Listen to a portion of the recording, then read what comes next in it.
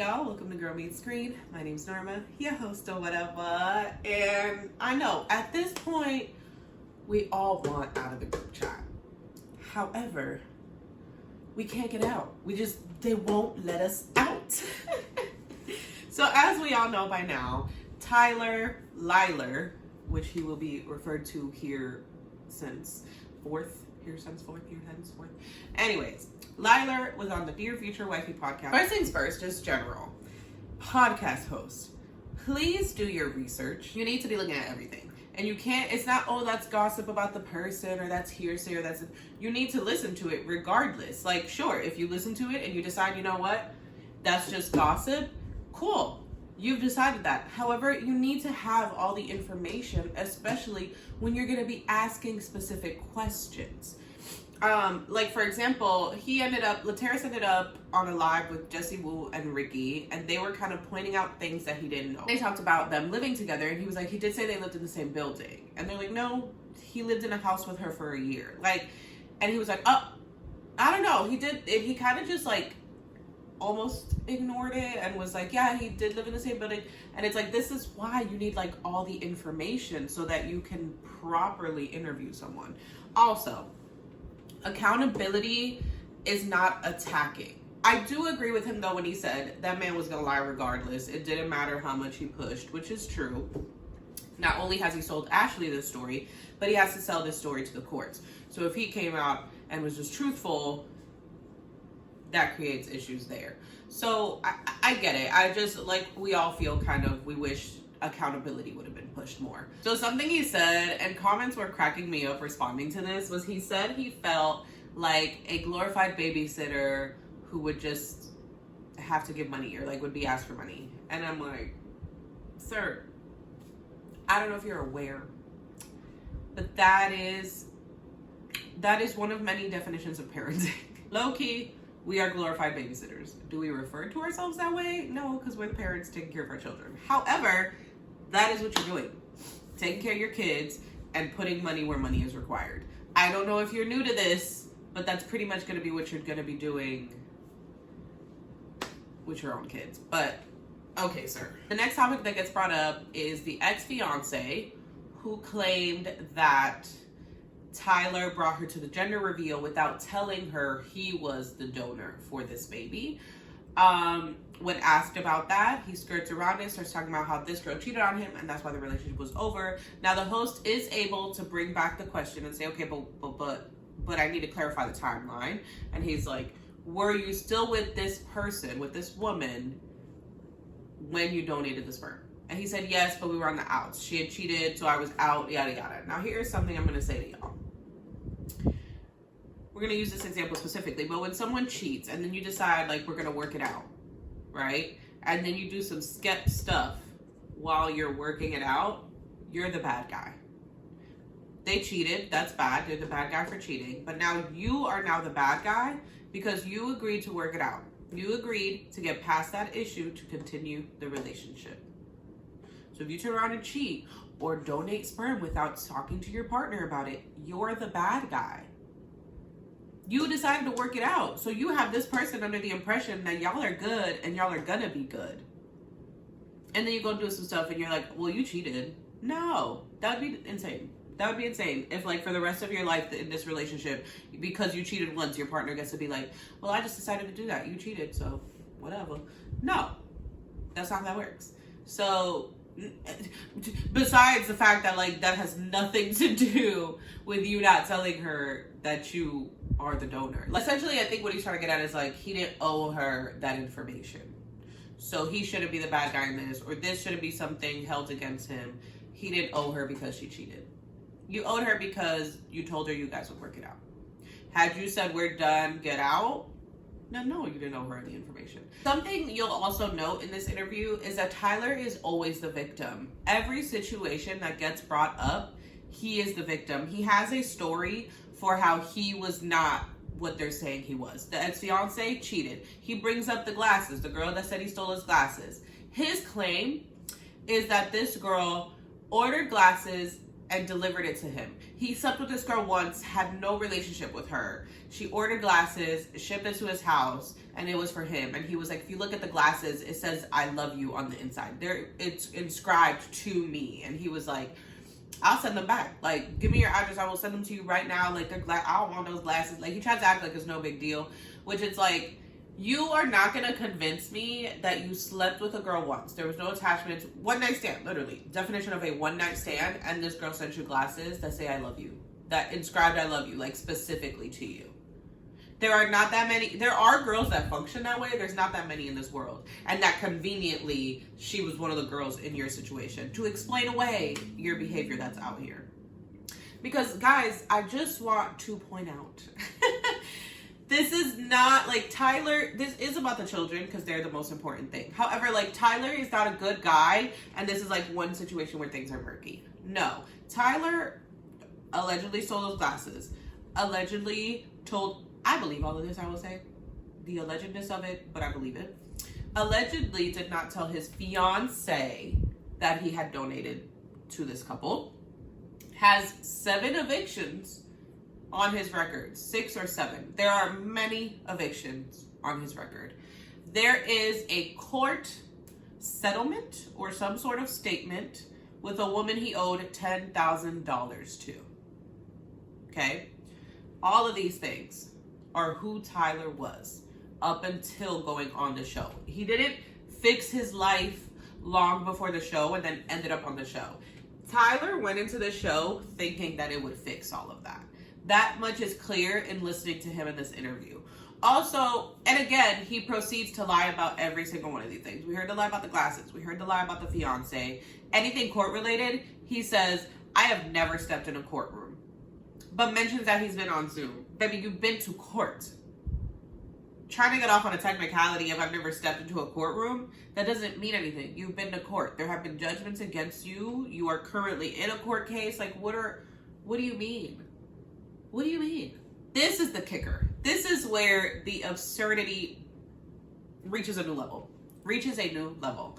Tyler proceeds to repeatedly call himself Superman. Okay? Superman, you're Superman, save the day. Like, I didn't fight for custody of a child. I'll help my friend not lose her child. By doing what, Tyler? By fighting for custody. By establishing paternity so that you guys would be the two parents. Whether it was just to help a friend or not, that's the step you took that further murkied the waters. Not to mention, he likes to try to say he never felt like a dad, right? That doesn't matter. There are many fathers, there are many mothers who don't feel like mothers. There are many mothers who say the first year of my child's life, due to postpartum depression, I was not connected to my child. Does that make them not a mother? No, they are still a mother. There are dads who don't feel connected who are still dads. That doesn't mean anything. Not to mention, regardless of whether he felt like a dad or not, he stepped up as a father. That's the thing. He tries to say, I stepped up. He's not denying that he stepped up as a father. I don't even think he realizes he's doing that. He's not denying he stepped out as a father. What he's saying about it is that it did not go the way he wanted, and therefore he should not have to continue to be a father. The mother, that family, those kids, he wanted the father role, the second parent, the decision, the 50% decision maker, the person who got a say. He wanted that role when he stepped in as father. And this is what we have. The host asks him if the twins were conceived, how the twins were conceived. This man, and when I tell y'all that unless you have zero knowledge of like sperm donation, egg donation, IVF, like that sort of stuff, like zero. You've never heard of it in your life. You've never seen it. You've never seen a show that talks about it. Or you're just stupid. I don't understand how you believe this. And I pray to God that this is a lie he came up with in the podcast and spit out. I pray to God that Ashley does not believe this lie. Like, this is not the lie he's been telling her that she's sticking with and running with. My husband is telling me the truth. If you don't know the lie, he says that they used leftover vials for the twins. Deshaun, why did I say Deshaun? Deshaun had left and decided to come back, and then they decided they wanted to expand their family, and so they used leftover vials. For anyone who, again, is either dumb or has never heard of donation, IVF, none of that ever, even on TV, because that's the thing, even on TV you hear the information. For those of you who've never heard, you have to have a special like cryo something chamber, like it's medical grade shit. Your fridge, I googled this, typical refrigerators in a home, freezers, only go up to about negative 18 degrees average. To store sperm, not only do you have to include like nitro something or other, some chemical, it has to be like at negative 200, somewhere around negative 200 degrees. Your fridge only goes to negative 18. This man wants us to believe that he put his stuff in a cup for them and they sucked it up into some vials or capsules, according to him, and just put it in their freezer for later, Tyler. Also, to whatever, it's like a slow process. Or like, it's like a gradual, like very temperature controlled process. You can't just take it out of your freezer and put it on your table and wait for it to defrost. I can't. You can't make this stuff up. You can't. And again, I really hope that like this was the first time he's ever told that lie. Because if Ashley believed that lie, she's just dumb. She's just stupid. And I know y'all believe that was smart. Let me be smart, girl. I'm praying for you. I am. Okay, so let's get into the Ashley of it, actually. So he mentions that when he got off the plane or was getting on the plane, Ashley was like, I know you're in good hands. God's telling me you're in good hands, which is hilarious to see how this turned out. And I'll say this now, but I saw a TikTok that basically said that Tyler untagged himself from any posts of the podcast. So on Instagram, you know, obviously Laterra's posted, like, look who's about to be on my show, like stuff like that. He untagged himself from it and unfollowed Laterra's or blocked Laterra's or something. Like, essentially is not standing behind this. I don't think he realized Laterra's was like an acquaintance of Jessie Woo, right? And in the interview, which is interesting because you want to be like, oh, Laterra's, but I don't think he necessarily made Tyler, well, Tyler thought, but if you watch it, that's not necessarily what's happening, that he like supported Tyler. It was more of like oh, okay, yeah, right. Because like Tyler keeps mentioning receipts. I'm getting ahead of myself, but it's fine. He keeps mentioning receipts throughout the interview.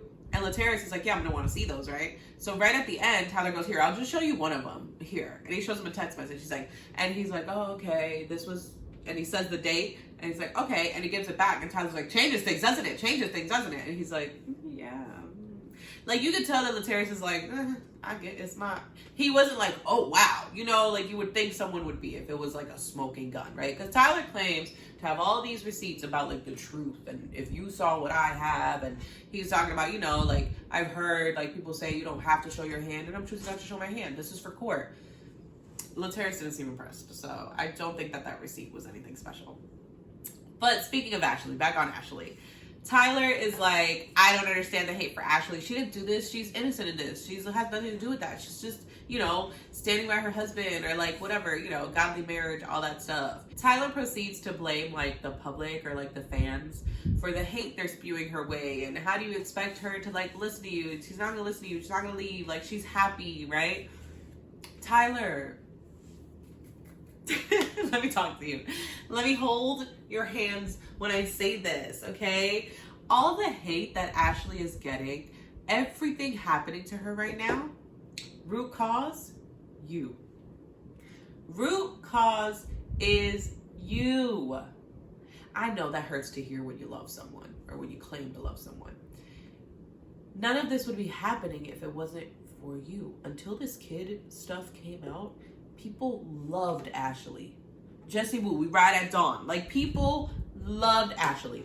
Even after all your crap came out, people were like, Ashley, girl, get out of there. It's okay. Like, you got this. And she chose to stand by you.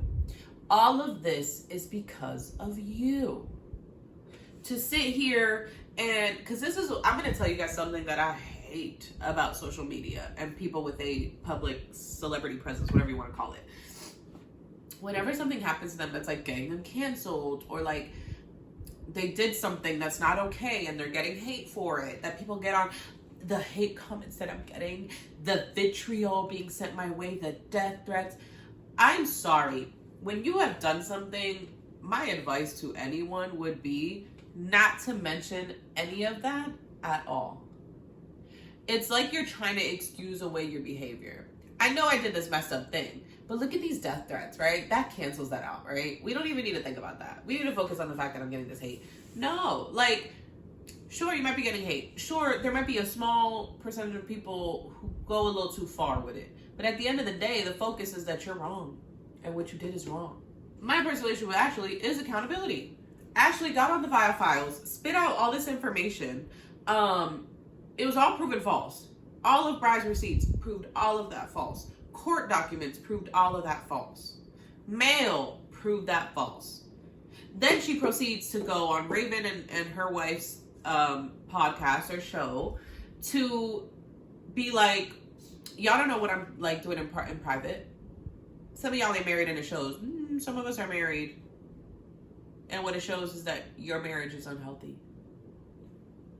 This man lied to you and continued to lie to you. He let you go on a podcast to spew those lies to the public, for all of those lies to get proven lies. And you are still continuing this press tour, backing up those lies. Y'all don't know what I'm saying to him in private. Like, it's clear by what he's saying and what she's saying. Because on the podcast, he also was like, in private, she's not just, y'all think she's letting me slide. Like, he kind of was trying to say, like, she on my shit too. Like, don't worry. Like, she doesn't agree with abandoning kids. She doesn't agree with this and that and the third. If Ashley wasn't on board with this, they would be doing the opposite. It is clear as day, especially hearing him in that interview, that Ashley is running this show. Sure, Tyler might have said, I don't want to be in these kids' lives because she won't let me do what I want, yada, yada, yada. He might have given the initial, like, I'm not interested in that relationship, but she ran with it. She said, okay, cool. He said it, guys. He doesn't, I'm just being his supportive wife. No, if you looked at him and said, hey, unfortunately, you took a fatherly role in their lives. We've got to figure out a way forward. Like, we've got to figure out a way that we can make this right. That you can still be a part of their lives, that they can still have you there. You know, like, as crappy as it would be to, like, maybe limit visitations or something, that would be better than just disowning these kids and continuing to say that they're sperm babies when, like, you were a father in their lives. At 6 and 7 or 5 and 7, they still refer to you as a father. And this is where it's like, that's where the hate for Ashley comes from, is that Ashley could say, we need to have these children in our lives. Let's figure out what capacity you're comfortable with. But we cannot move forward with denying these children. Tyler would have said, okay. Another thing I've seen a lot of people on TikTok talking about, which I think is so true, Tyler wants to be the good guy. Tyler wants to be the guy, you know, that went on Love is Blind and found love and has this beautiful story. Tyler wants the Brett and Tiffany story, right? He wanted, it's clear, like, seeing text messages that Bri is having to come out with, because at the end of the day, like, does it suck that these messages are out to see this man at his lowest point? Yes. However, like, you brought that upon yourself, because if you're going to talk about this person, they have to back themselves up. They have to be like, no, look, like, and so there are messages from Tyler being like, I've had to steal dog food from Target. My friends have paid for everything I've gone to do. Like, my life is shit. I have no money. He sent her pictures of his bank account showing $8 in it. He said, like, I drink every day. I'm depressed. Like, my life sucks. But yeah, like, if you have to send me to jail, I guess, like, it's my responsibility. Whatever, you know, the woe is me. They're like, oh, like, do what you have to do, I guess, but I'm suffering. It is clear that he just had this picture of what his life was supposed to be. And he was like, if I go on Love is Blind and find somebody, my life will be that. And to find Ashley for him was perfection.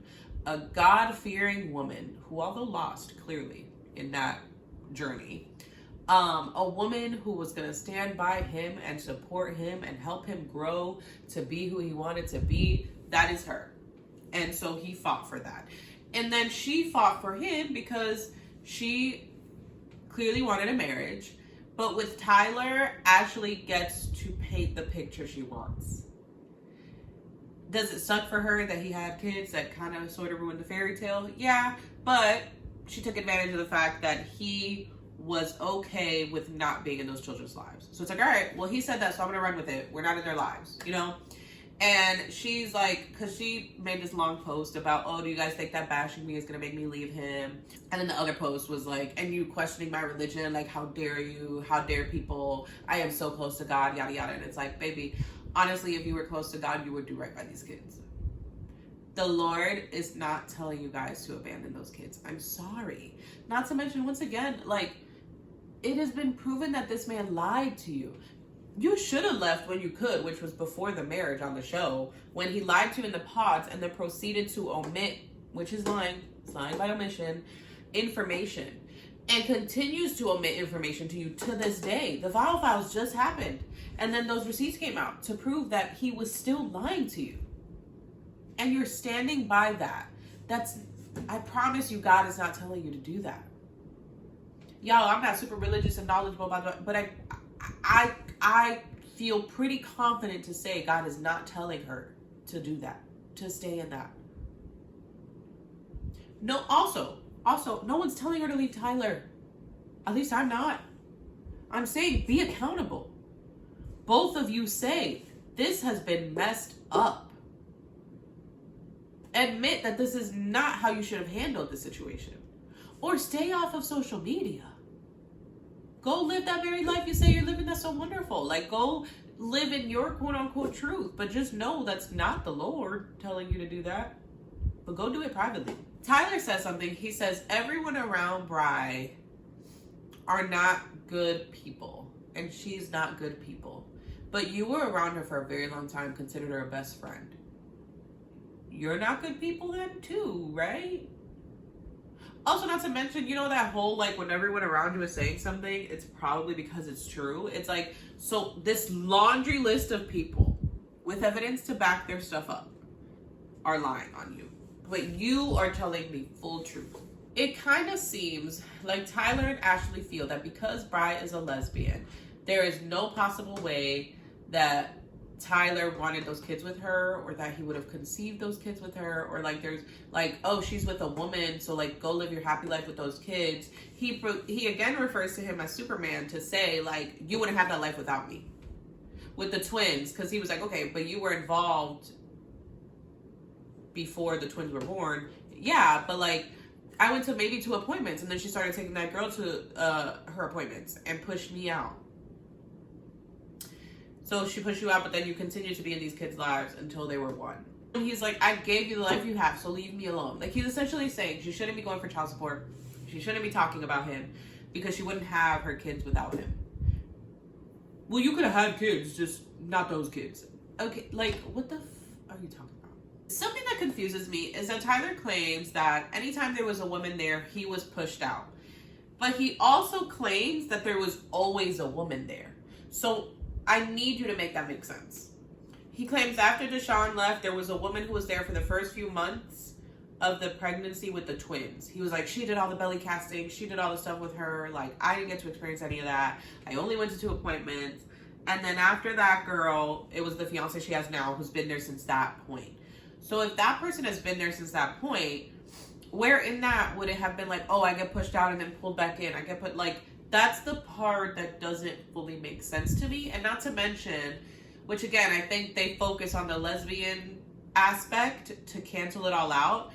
But let's say that she was a straight woman and had boyfriends.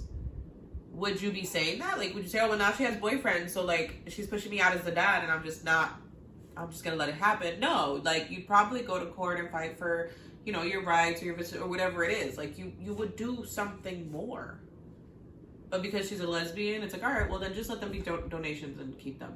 Leave me alone, though, okay? That's just not how it works. You the daddy. And for those of you who don't know, Deshaun made a 3-part, like, TikTok thing talking about, like, debunking his lies. And she clarifies, no, they did not get back together. She said when she left, like, when Kai was little, before the twins were even a thought, She came back. She was only back for 2 weeks because then she says she was affused. I don't know if I can say that word here, so I won't just in case. But she was affused by Bry and says that there was like a really dangerous incident. And she was like, okay, this woman's not going to change. And she left. No twins in that yet. Like, no talks of expand. She was like, I was only there for 2 weeks and they were bad. There was no talks of expanding any further. Not to mention, he says she wanted to expand her family, but then when she found out she was pregnant, she wanted an abortion. What the hell are you talking about, sir? And again, he is not denying taking on a fatherly role. He says they told Bri that because they were twins, she would have to go under if she wanted the abortion, and so she didn't want it. And I told her, like, hey, I'm here. Superman again. I'm here. Like, we gonna ride this thing out together. Again, thinking, because he knows they were conceived naturally. So he had this experience with Kai where he claims he felt no connection. He claims she's pushing him out. And I promise you, his thought process was, well, we did this naturally. We conceived these twins naturally. So she's gonna let me be dad because I'm dad. But then when he realized, oh, she has a partner, so where the switches isn't so much parenting. I don't think he got pushed out of parenting. I think what he didn't like was that she has a partner now, and so she's gonna live life with her partner. And that does push him out in a sense of like, you're not like first and like, hey, let's go do this thing together. Hey, let's go, like, because she's doing that with her partner. But that doesn't stop you from being a dad. And there are many text messages because he tries to claim all she wants is his money, and the man has no money. All he ever messages her is that he does not have money. So what money did she want, for one? For two, she shows a lot of messages showing her being like, dude, if you don't have money, just come see them. That same one where he claims to have stolen from Target and the friends are paying for everything and he's drinking because he's so depressed about life being bad. She's like, just come see them. Like, this has nothing to do with money. Like, just come spend time with them. Call me. Hey, I don't have a car. Bring them to me. Pick me up. Like, it's clear she wanted them to have a relationship with their dad. Something Tyler claims as well is that, like, Jessie Woo and Storytime Ricky are not, like, holding their guest feet to the fire, being Bri, the ex-wife, and Bri's mom, which I would disagree with. I think it can appear that way, but it's only because they have, like, receipts backing up the important things. So, you know, it's like they do ask clarifying questions, especially Jessie. She's kind of like, wait, you said this, like, what do you mean? Like, where in the timeline? Like, she asks clarifying questions. It's just, it won't appear that way because, like, what they're focused on, there's no lies. Like, they're showing receipts to be like, there you go. So, like, there's not really anything to hold feet to fire to because it's like, it's just true information. He brings up Bri's mom saying, like, oh, she didn't want Bri to be gay. That's why she pushed me to be the dad. And that could be true. You're still the dad. And you still decided to step up. You were a grown man. Y'all, 27 is not a little kid. 27 is not young. 27 is not don't know what they're doing. Frontal lobes are developed by, 24, 25? So he had 2 years of frontal lobe development. These choices were his. They're his, and he has to take responsibility for them. Okay? Wasn't some 20-year-old that didn't understand what he was doing. He was old enough to understand. Not to mention, I hate when they keep saying, like, you see the videos, like, it's the mom saying, like, that's your dad. Who's your dad? You see your dad? That's your dad. And it's like, no, like, that's just what people do with little kids. Like, every time my husband walks through the door, Coco, who's that? Coco, who's that? Coco Dada? Coco Dada? Is it Dada Coco? Like, that's just what you do with littles at that age. So, like, what are we talking about? That irritates me just because I'm like, that is so normal. Why are you trying to play it like, and it's probably playing it up for the people who maybe, like, are single and have no children and haven't seen that. And so, like, you know, it's like, oh yeah, that is weird that she's, and it's like, it's not. For those of you out there who thought that was weird because you don't have kids, it is not. You can ask any parent whose second parent isn't that, like, everybody, I promise you everyone has done that at least once with their kid and the kid's father or mother, you know, whatever. What cracks me up too is him and Ashley claim that he never played a significant role in their lives. If you look, all the pictures, they're from holidays, big events. He wasn't there for intimate moments or whatever they said. But then in this interview, he says, I was there a significant amount of time. He says for the son, he was there Monday through Friday. And for the twins, the same thing until they were 1. I don't know about y'all, that is significant time. That is significant time, especially for a parent household that is not together. Like, that's a co-parenting situation. It's insane to me to say that you were not an active parent. Like, that's active. That is very active, sir. I'm sorry. So we reached towards the end, and this is where we see the clip that was like going all around before the interview came out, which is Laterris asking Tyler, what do you want? Like, what do you want? I want that family to leave me alone. I don't want to be attached to that family. Well, the kids aren't, it's that family. And Laterris is like, well, the kids are that family. So, like, you talk about the kids too. And then Laterris proceeds to kind of give him a speech about, like, a godly man. And because he's like, because Tyler's like, he's like, okay, but like, what would be, like, what would you want moving forward? Like, what would you want this to look like? And, he's like, would you be open to figuring out, like, a situation that works for these parents that have for these kids to have their father in his lives? I don't know. I'll be honest, I don't know. And, I'd have to talk to Ashley, like, she's my wife, right? It's not just me, it's me and her. And, Laterris is kind of like, yeah, because here's the beautiful thing is, like, in a godly marriage, right, the man leads, the man is the decision maker, and the wife follows. And as we all know, most of us, healthy religion, it's not necessarily, this is what we're doing, the end, wife, but it's like, hi, wife, I've, like, consulted with God, I've spoken to God, I've taken that time, this is the decision God is speaking me, like, this is the direction God is telling me to go. This is what I believe we shall do. And the wife, because it's coming from God, is like, yeah, on board, or hey, these are my concerns. Like, how do we, but Tyler says that because Ashley's leading the way. She is. He mentions how, like, sometimes he struggles because he doesn't want her to feel like he, what did he say? What did he call it? Like, he tricked her into a marriage, or like he deceived her into a marriage. And it's like, you did. You did. Whether the two of you want to acknowledge that or not, you did. You waited until this woman fell in love with you, had a ring on her finger, went on a honeymoon with you, was sexually active with you, to then give her that information. She's already in too deep. So she says, you know what? All right, this is something that I myself am deciding I can deal with, which is fine. She's allowed to do that, right? No one in their right mind is saying, oh, you shouldn't have stayed with him because he was a sperm donor. The problem is the lies that continued on. Lied once, lied again, is still lying. And he's being caught. You're being shown receipts. That's what irritates me with him claiming he has receipts that would, like, shut all of this down for everyone. And it's like, then show them. Stop with the, you don't have to show your hand, yada, yada.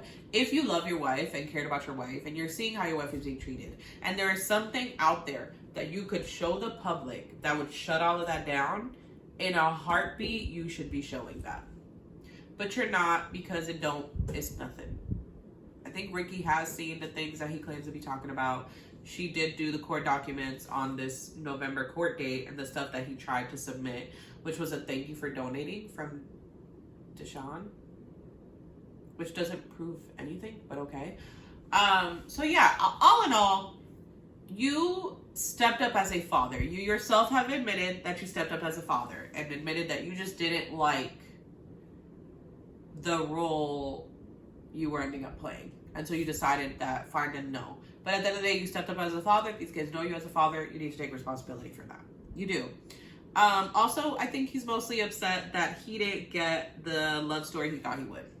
Being able to go out and talk about it and get brand deals and, what comes with being one of, like, the golden couples of Love is Blind, And he's salty about it. He is, because he kept talking about Brian getting all this money and a GoFundMe being set up for her and yada, yada, yada. He's hating because that was supposed to be him, and it's not, because he's a liar and he chose to keep lying. This has been a roller coaster. This has been a journey. I genuinely don't believe there will be more videos after this. I knew after the other one there could be, because if he did come out and talk, we would talk about it. But I think now that we know he's going to continue these lies, I feel the only way there would be another video is if him and Ashley finally decided to be the God-fearing people they say they are and got on a platform to say, we have handled this all wrong and this is how we will handle it moving forward in a way that is beneficial to everyone. So I guess this is the end of Love is Blind season 7. I sure hope so. But I hope you've enjoyed. Like the video if you did. Comment down below. I'd love to hear your thoughts about this Dear Future Wifey interview. Subscribe for more content like this, and I will catch you in the next one. Bye.